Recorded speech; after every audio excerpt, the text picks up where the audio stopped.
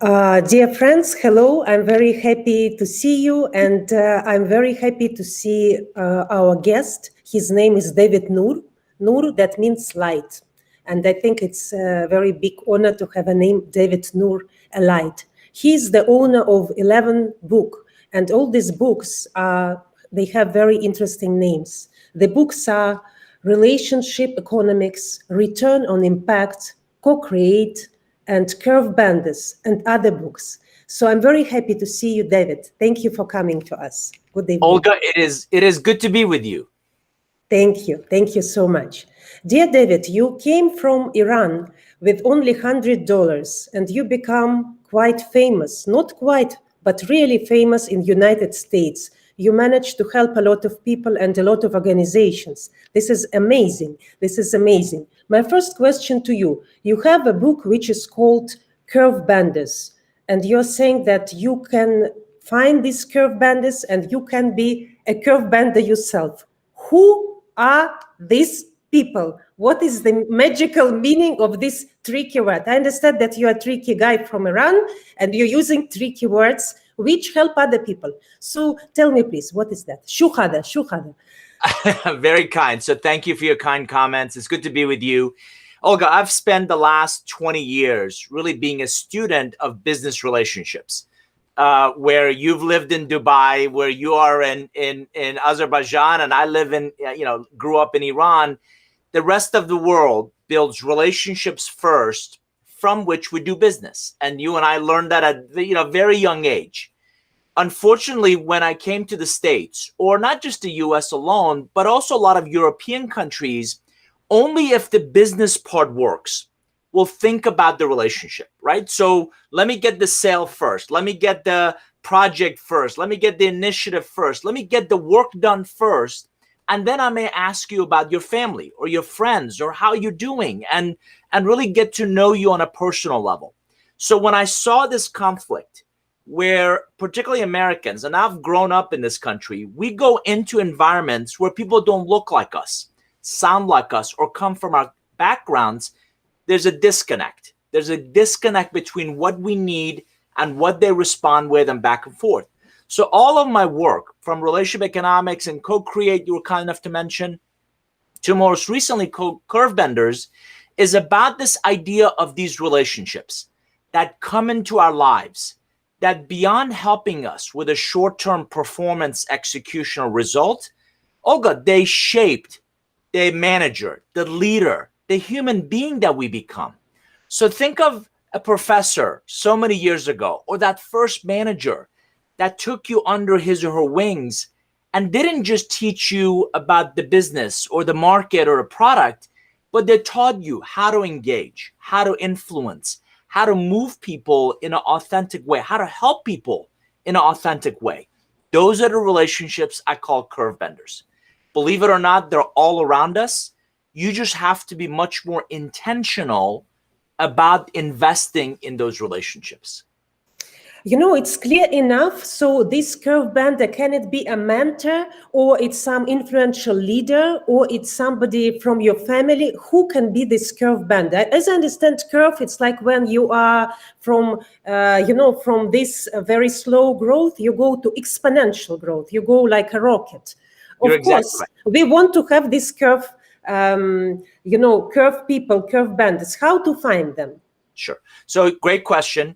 In my experience, family certainly can do that. My focus is on business relationships. And what I'm thinking about is it certainly could be a great boss. It could be a great coach. It could be a great mentor. Olga, the challenge is a lot of times those individuals are a very specific point in our life. Let's say a year or two while we're in that job, or while we're in that city, or in that point in time. And they specifically help us with our performance, with our execution, with our results. Nothing wrong with that. We need that. I'm talking about curve benders as another level, another deeper, more meaningful. They demonstrate a long-term vested interest in our success. They do more than just help us sell more or finish that project or get that movie or that short-term result.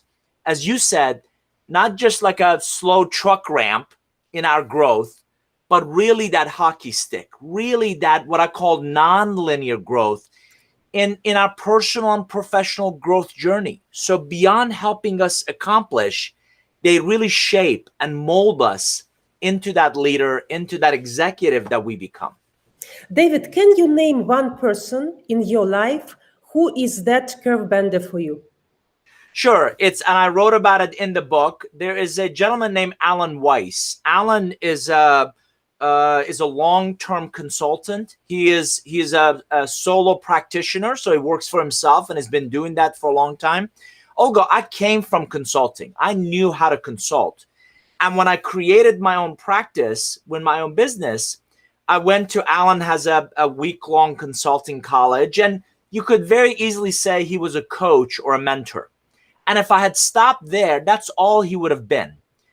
But I've stayed in touch with him. Over the years, I've learned. I've not just bought his books and interacted with him, but I've been involved in his community, and I speak to him on a regular basis. And he's taught me that, for example, we don't have a work life and a personal life. You have one life. So the sooner you can not just think about work-life balance, but work-life blending, the happier you're going to be, the less stressed you're going to be, the more you're going to be able to help other people. So that's an example of Alan changed my lens, changed my perspective on what it meant to be a consultant, to be an advisor, to really help fewer people, but really create a deeper, more impactful, more meaningful difference in their lives. My next question to you is, okay, I understand what you're saying, but also in one of your books and in one of your interviews, you said that you should move these people to what you want. For example, for me, what is my problem? I have a lot of friends because in general, I love people, but I cannot ask them what I want. And we reached that extent that my daughter told me, Mama, why don't you tell them what you want? You have thousands of friends. You have people who adore you. Why are you not saying that? So I think there should be this step done. If we don't say what we want, how you will guess what I want? Should we talk about what we need? Absolutely. So I want your audience to really think about this reciprocal nature and value exchange in your relationships. One of the best things you can do is what I call go on a listening tour. So make a list of of all the thousands of people, Olga, that you know, who are the 10, who are the 20, who are the 50 most valuable to you? And those that hopefully know you, hopefully like you and trust you. And I would simply go to them and ask, knowing me, what do you believe I do exceptionally well? Of all the things that I do, what do you believe I do not just okay, but exceptionally well? And listen to what they say. Because if these people, if they're real relationships, they're going to know you. They have some experience in having worked with you, and they will tell you their perception, their understanding of your biggest strengths. That's number one. Number two, you need to help your relationships want to help you. Most of them don't know how to help you. So we have to arm them with the ammunition of, and by the way, most people can't remember more than 3 things. Here are the top 3 things I want to do. Can you help me? Will you help me? And again, if you arm them with the ammunition of how to help you, most of our relationships want to help. They just don't know how to help. They don't know where to begin and where they can be most impactful to you. So 1, go on a listening tour and really listen to what they believe to be your exceptional strengths.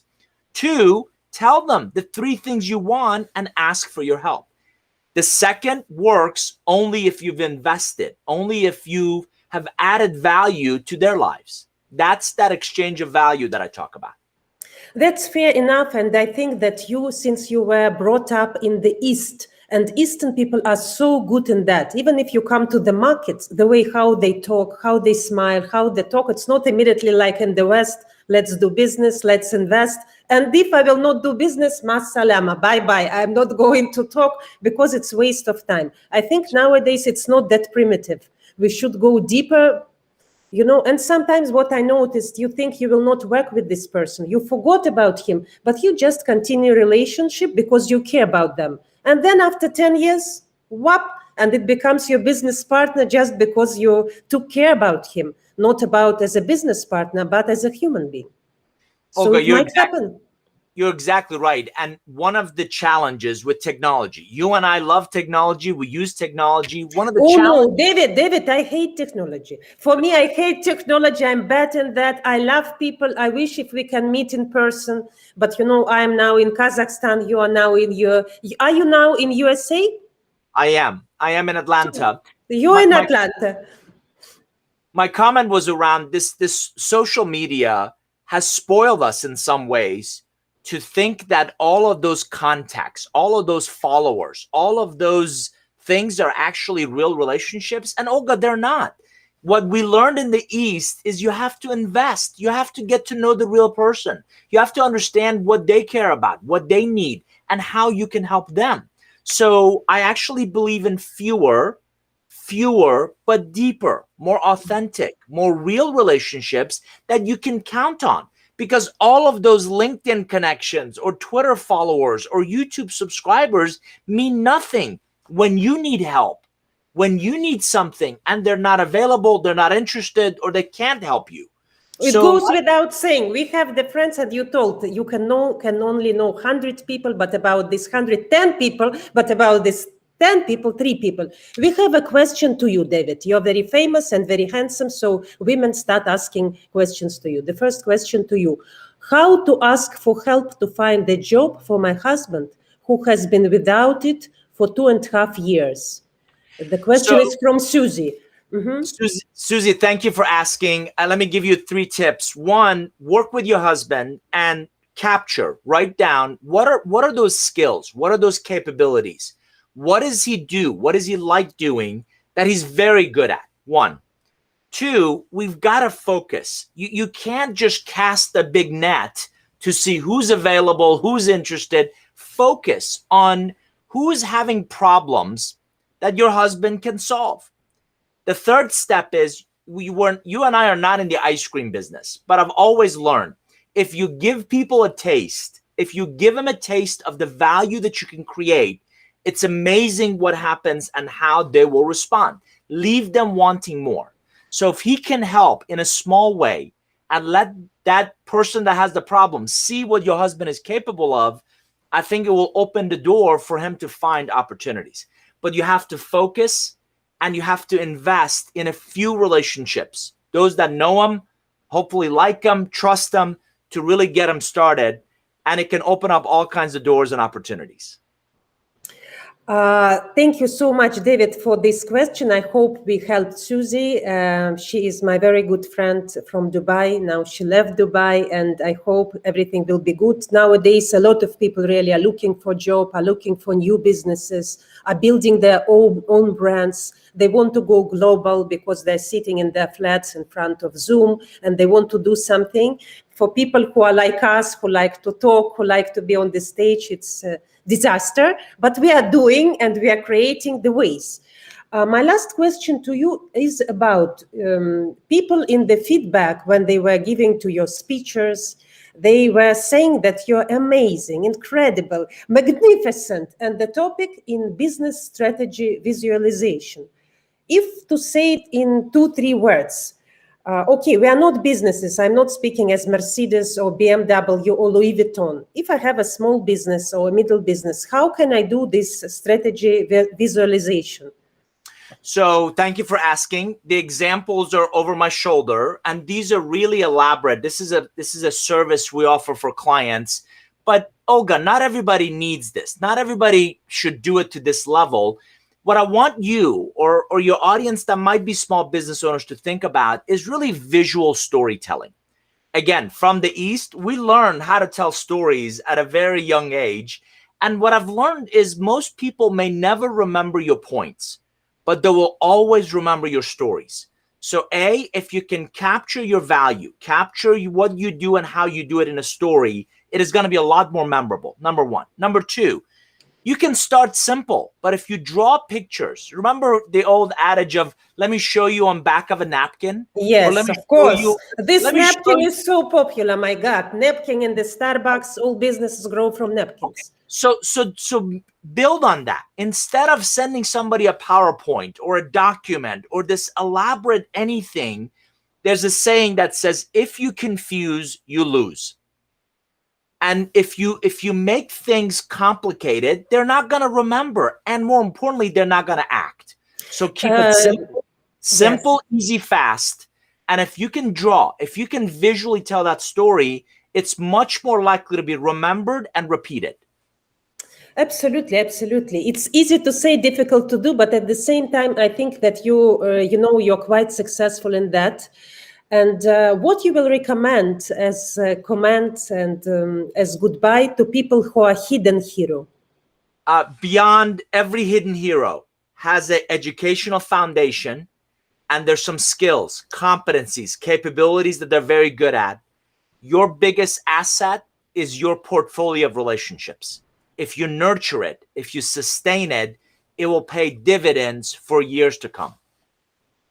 This is amazing, David. And I know why you are Nour, why you are light, because you give this light with this Iranian background and American smile. It's amazing combination. Thank you so much for being with us, for sharing your knowledge. And I wish you good luck in Atlanta. I wish your business to grow and you continue to smile like you did today with us. Thank you very much.